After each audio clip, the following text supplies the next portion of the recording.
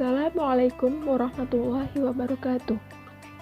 Saya Ihda Gusti Nuri Syafaqoh, mahasiswi Prodi Matematika UIN Wali Songo Semarang. Di sini saya akan menjelaskan mengenai surah Abasa ayat 24-32 tentang pertanian dan tumbuhan, serta bagaimana keterkaitannya antara sains dan surat Abasa ayat 24-32 ini.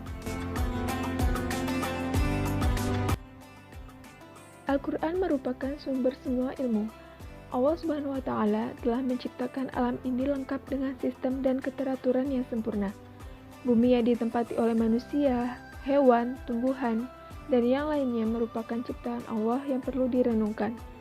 Manusia seringkali tidak sadar dengan manfaat yang telah diberikan oleh seisi alam ini, seperti manfaat dari tumbuhan sebagai sumber makanan untuk kehidupan manusia.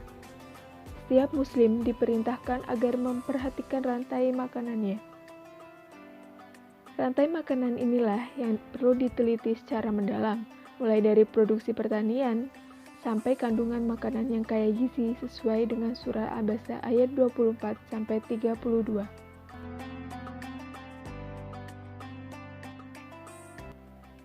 Firman Allah Subhanahu wa Ta'ala dalam Quran surat Abasa ayat 24-32. A'udzu billahi minasyaitonir rajim. Bismillahirrahmanirrahim. Falyanzuril insanu ila ta'amih. Anna sababnal ma'a sabba. Thumma syaqaqnal ardu syaqqa. Fa'ambatna fiha habba. Wa'inaban wa qadba. وزيتونا ونخلا وحدائق غلبا وفاكهة وأبا متاعا لكم ولأنعامكم. Kemudian arti dari Quran surat Abasa ayat 24-32 yang berbunyi, maka hendaklah manusia itu memperhatikan makanannya. Sesungguhnya kami benar-benar telah mencurahkan air dari langit. Kemudian kami belah bumi dengan sebaik-baiknya, lalu kami tumbuhkan biji-bijian di bumi itu, anggur dan sayur-sayuran, zaitun dan kurma, kebun-kebun yang lebat, dan buah-buahan serta rumput-rumputan, untuk kesenanganmu dan untuk binatang-binatang ternakmu.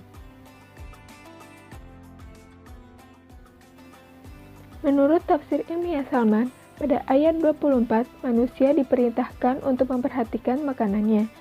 Yang dimaksud dengan memperhatikan makanannya yaitu memperhatikan halal dan haramnya makanan tersebut dari zatnya dan cara memperolehnya. Manusia juga harus memperhatikan makanannya dari segi biologis atau kesehatan.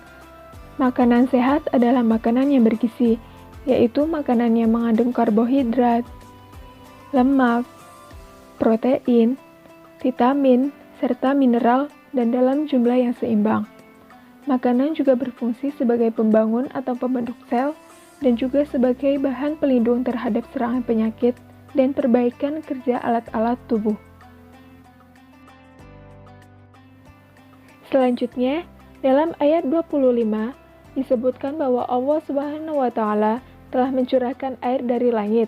Secara ilmiah, ayat ini tidak hanya berbicara mengenai air hujan saja, melainkan juga mengenai bagaimana air bisa mengalir ke tempat lain dan mengendap di dalam tanah selama waktu yang cukup lama.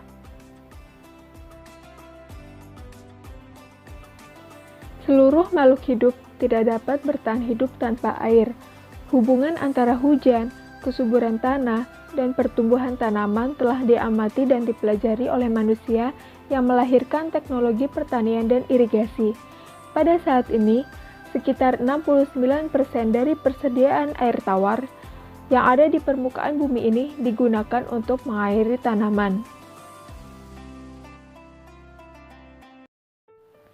Kemudian pada ayat 26-31 digambarkan bahwa Allah Subhanahu wa Ta'ala telah membelah bumi dengan sebaik-baiknya dan menumbuhkan dari bumi segala sesuatu bagi manusia. Artinya, bumi ini memiliki pori-pori sehingga air bisa menyerap di dalamnya. dan dari sanalah ditumbuhkan berbagai jenis biji-bijian dan tumbuh-tumbuhan, seperti anggur dan sayur-sayuran, zaitun dan kurma, kebun-kebun yang lebat, dan buah-buahan serta rumput-rumputan.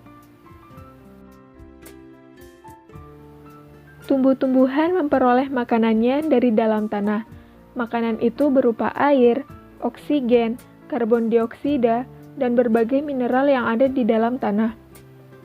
Dengan bantuan sinar matahari dan zat hijau atau klorofil, tumbuhan mengolah makanannya sendiri dan mengubah zat air atau H2O menjadi sari makanan yang berupa karbohidrat. Proses inilah disebut fotosintesis, yaitu melepaskan oksigen sebagai hasil fotosintesis.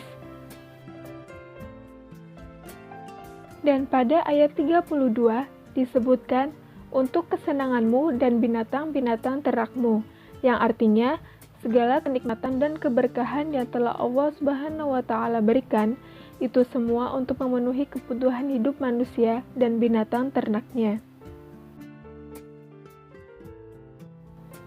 Selain itu, surat Abasa ayat 24-32 ini juga menggambarkan 3 faktor iklim yang menentukan keberhasilan proses dan produksi hasil pertanian, yaitu hujan, tanah, dan tumbuhan.